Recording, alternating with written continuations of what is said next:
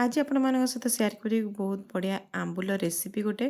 तो चलते आरंभ करिया। से देखो मु छोट बड़ साइज आंबुल नहीं जाइए आ ता सहित नहीं सोरिष जीरा और सुखिला लंका ये सब को मसला भलसे बाटिकी रेडी करनवा आंबुल को छोट छोट पीस रे काट नवा।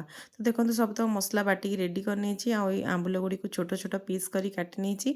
एबे गोटे मिक्सिंग बाउल नवा से सबुतक मसला को आम जो बाटी थे सब मसला ऐड करदे ता सहित ऐड करवा टिके पानी।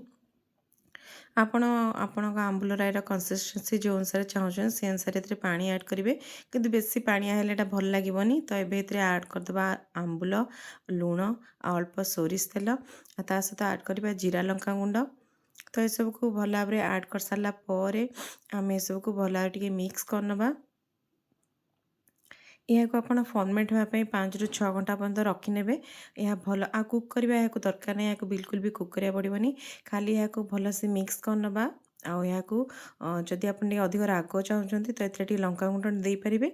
जदि किंतु आपको जदि राग बेसी पसंद नुह तो आपने ये जगह लंका गुंड स्किप करें। तो बास यहाँ घोड़े रखिनवा एवं। तो देखो 6 ରୁ 7 घंटा पाखापाखि यहाँ घोड़ा रखा जाता।